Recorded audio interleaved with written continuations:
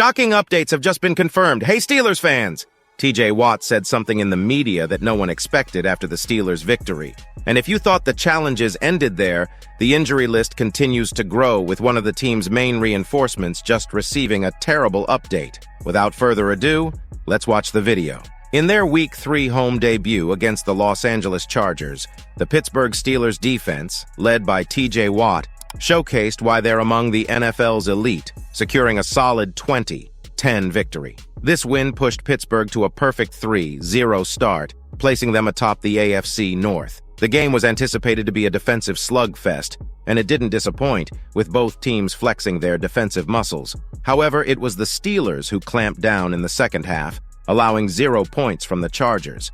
The game began with a quick exchange of touchdowns. The Chargers struck first with a Justin Herbert 27-yard touchdown pass, but the Steelers quickly countered with a rushing touchdown from Justin Fields, setting the tone for a tight contest. A significant storyline was the Steelers' ability to shut down J.K. Dobbins, the NFL's leading rusher coming into the game. Watt and the defense stifled Dobbins, limiting him to just 44 yards on 15 carries.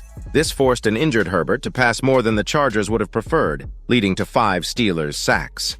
Among those shining on defense was Nick Herbig, who notched 2 sacks and forced a fumble, continuing to impress in his second year after a promising rookie season. Herbig's performance drew plenty of media attention, much to the amusement of TJ Watt, who humorously remarked about the frequency of questions he receives about Herbig. "That kid has supreme confidence in himself," Watt said with a laugh, praising Herbig's relentless work ethic and self-assurance.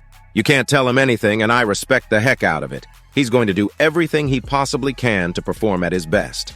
The Steelers' defensive unit, with Watt, Herbig, and Alex Highsmith leading the charge, held the Chargers to a mere 168 total yards. However, the victory was bittersweet as Highsmith suffered a groin injury, which increased Herbig's responsibilities on the field. This shift was evident as Herbig stepped up significantly in the second half. Looking ahead, the Steelers face the Indianapolis Colts on the road in Week 4, turning their focus to containing another of the league's top running backs, Jonathan Taylor. With Highsmith's status uncertain, Herbig's role could be crucial once again. Pittsburgh's 3-0 start has set a positive tone for the season, with the team showing robust defensive prowess complemented by an offense that's finding its rhythm. As they prepare for their next challenge, the Steelers look to continue their strong performance, particularly on defense, where players like Herbig are quickly becoming household names.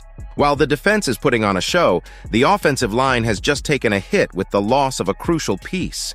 The Pittsburgh Steelers face a significant setback as rookie offensive tackle Troy Fautanu is out for the season following a devastating knee injury. Fautanu, the team's first-round pick, sustained a dislocated kneecap during a practice session just before their Week 3 game against the Los Angeles Chargers. Initially placed on injured reserve without a clear prognosis, it was later revealed that his injury could sideline him until the postseason, should the Steelers make a playoff run. NFL insider Ian Rappaport reported the nature of Fautanu's injury and mentioned that post-surgery there's a slight chance he could return for the playoffs, depending on the Steelers' success.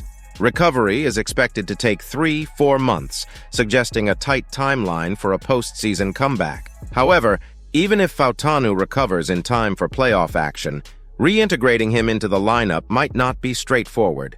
After months away from the field, Fautanu would require considerable practice time to regain football fitness, making his immediate return to starting play questionable. The dynamics of the offensive line, especially if Broderick Jones solidifies his role at right tackle in Fautanu's absence, would also factor into any decision about disrupting established line chemistry. The Steelers might ultimately decide it's wiser for Fautanu to miss the entire season, allowing him a full recovery and return in peak condition for the 2024 training camp. This cautious approach could benefit both Fautanu's long-term health and the team's stability. In the meantime, Broderick Jones is expected to continue at right tackle, with Spencer Anderson ready to step in if needed. This latest injury is just one of several challenges the Steelers' offensive line has faced since training camp, testing the depth and resilience of the unit as they navigate the remainder of the season. While the Steelers are celebrating a perfect start to the season, the challenges remain, especially with the loss of Fautanu. But with the defense keeping the team strong and talents like Nick Herbig stepping up, the sky is the limit for Pittsburgh. My take? If the defense keeps playing like this, the Steelers have everything they need to go far, even with the struggles on offense. What do you think? Will the defense hold up? Let us know what you think, and don't forget to click on the end screen videos for more Steelers updates.